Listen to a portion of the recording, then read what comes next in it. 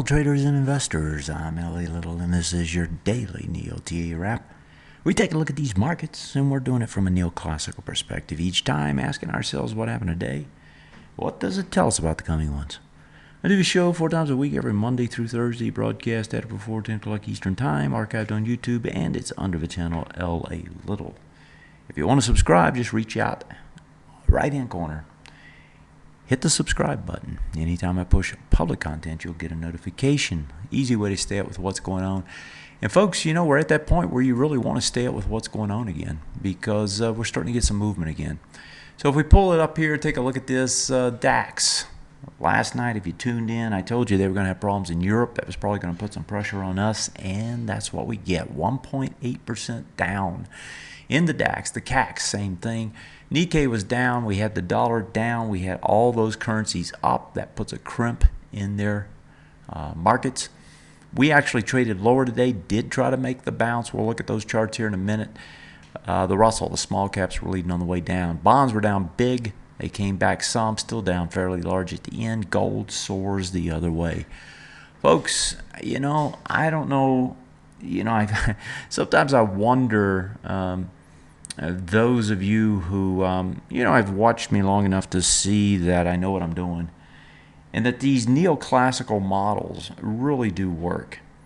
And, you know, you're still sitting on the fence. And, you know, if you're going to take, and maybe you get enough information here nightly just to do what you need to do, I don't know. And if so, more power to you. But, you know, if you really want to understand what's going on, or even if you want to understand what a portfolio ought to look like, you know, you really should come over here to that started button and see what we really do. You know, the kind of information I give for the price I give it is really, it's a steal. I've made it so that it's a steal to encourage you, the small trader, the small investor, to take, you know, care of your financial future. I mean, I've taken care of mine, and I'm, you know, and I know in this industry that everybody thinks that somebody's trying to pull something over somebody. You know, but if I'm pulling anything, I don't know what it is because I'm simply giving you a lot of good information and I'm giving you a model and teaching you how the model works. I don't know how you could ask for anything more. Let's take a look at the charts here and see what we got. We'll start with the S&P. And let me pop them up here and let's go through them. So S&P 500, if we look at this and we take a look at what we got, what we have is our first attempt to pull this market back.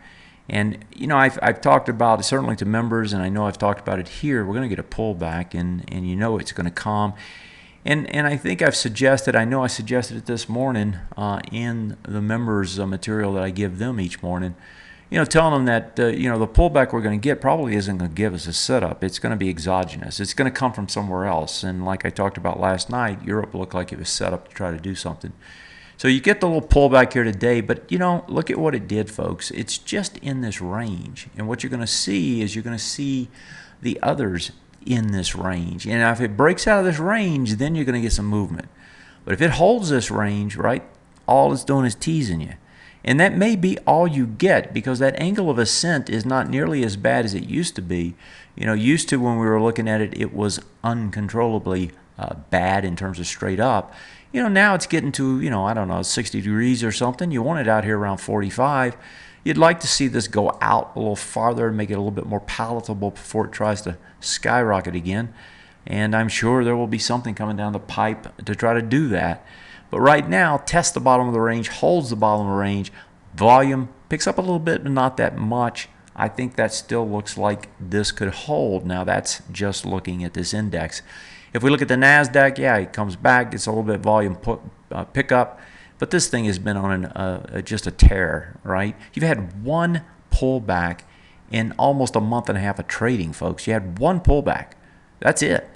Everything else has been up until now. So, you know, I don't know about the bears. Maybe they're going to get excited about this. I would hope that they don't because if they do, they're probably mistaken and they're going to probably shoot themselves in the foot again here. But you get a pullback. Now, when we looked at the S&P, What we said is that we were still in that range. Well, you know what? This one's still in the range as well. That's the range, right? Here's your retest, bullish retest, regen down here. If we're going to get a pullback now, this is a great place to get it. What you'd love to see is it just come straight back in there. We set up a buy signal for you. That's the Russell. If I look overseas, and I haven't actually looked at these charts yet, so let's look at them together. We were talking about Europe wanting to pull back, and that was because of two things that we saw. One was you had a bearish engulfing on the CACs, and you had the third test failure of the swing point high in the the GDAX, right, the German DAX, and you know, it got up there, test failed 3 times, and then finally gives it up. And that's what happens if you can't get over something and keep going. And yesterday you got the big failure to flip around. Today you get the push down. What does it do, though? It just simply comes back into this bar. And I wouldn't be surprised, now that I'm looking at this with you, I wouldn't be surprised to see them try to buy this here on this push. Now, Thursday, you got the BOE going to do their next thing, right? It's central bankers every month, you know, 4 or 5 times a month, and they're all active now, so you have to watch them all. And they're spread out, so you get them all the time. And this week it's the BOE. And I wouldn't be surprised to see this thing push in here, maybe get up underneath it, and then pull back in there and hold it into that meeting. That would be kind of the normal setup. I don't get the volumes until late tonight anymore. They come out late, so we'll have to see what it looks like. Did we get a volume push today or not? If we did, well, then that's a different story, right? We're going to hit it hard. If it's down in here, well, it's not going to mean all that much. So we'll see what they look like tomorrow and see how they trade as a result of it. Let's look at the CACs as well. CACs, remember I said it had the bearish engulfing last night. It was clearly visible here, and we should have expected something down today. That's what we got. And this one is a little bit different now. These guys are much weaker, and they're much weaker because their economy sucks.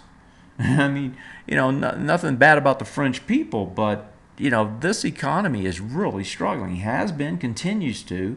They've tried to solve it through deficit financing, but, you know, in the EC world, right, the European Commission, European Union, EU world, you can't just run deficits forever. I mean, you got to keep them at a certain point, and that's one of the problems with the way that EU structure is set up. You don't control your own monetary policy, and so they're in a pickle, and their market, and this was, if you remember, you know, the debt situation 5 years ago, you know, you had Greek debt being priced the same as German debt. And that was nonsensical, right? And of course it blew up. Well, now you've got Greek, or not Greek, but you've got French and Italian markets being priced at German equity market levels. That's also going to blow up, folks. That ain't going to work because they're not the same. They get treated the same, but they're not the same. And so that's something that one ought to be thinking about. So both of these look like they can come in and get some support here. Doesn't mean they will, but they can. Let's see what the FTSE did. Because the FTSE, of course, is going to be the epicenter on Wednesday, and it's holding its range, right? Just hanging up here at the top, hanging on the range, and just trying to hold it. So that one, I would suspect, is going to hold the range into the meeting on, Thursday morning. Let's look overseas elsewhere. Let's see what Hong Kong looks like. Hong Kong was closed last night, so we got the closure there. Shanghai... the Nikkei, not much there. So the rest of them don't look like they're doing anything. I should look at the Swiss too. Let me see what the Shanghai looks like. Nothing special there either. And let's see what Switzerland looks like. So they were closed this day. We got a bad quote. We'll have to pull out. They get a pull down today. And remember, they were the ones giving us the hint on on Thursday last week that something was happening. So they break a swing point low today. Is that today's quote? Yeah. They break a swing point low, and they're coming into... I just don't see anything to support it, really. So this one is not telling us that they can stop. I mean, this one looks like it can go farther. So I don't have a good read here on what this is really telling us. you know, from what I can see, this thing can actually, there's nothing to stop it yet. It basically is what I see. So we may get some more pressure because they gave us, you know, I don't know why, but the last probably 3 months, Switzerland's been given the best signals out of the European geographical region. So that's why I've been watching them more closely. Let's pop over to, just for grins, to do a couple more stock requests from viewers, and in this case a member.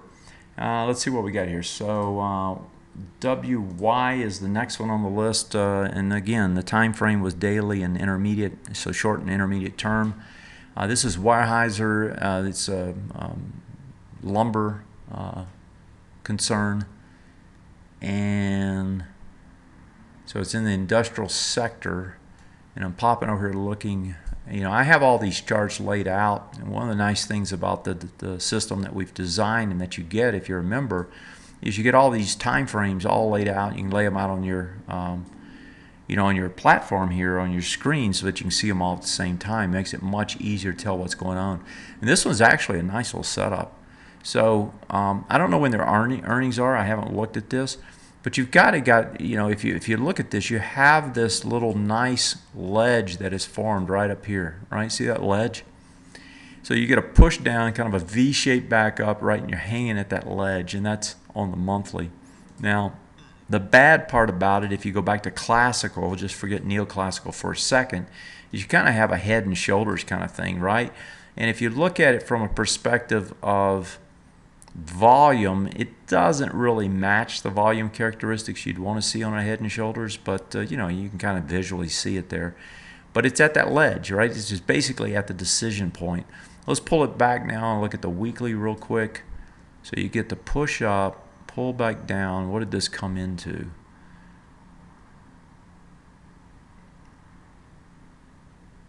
Yeah, I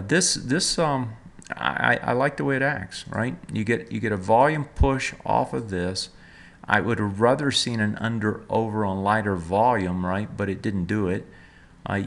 You got nice volume push back here off those lows back in February when the market took off, and you're up here, you know, just over that swing point high 2 days back on the or 2 weeks back on the weekly, and ready to go after this one over here. So I don't know. This is a positive looking chart. Let's go to the daily real quick and see how it is set up.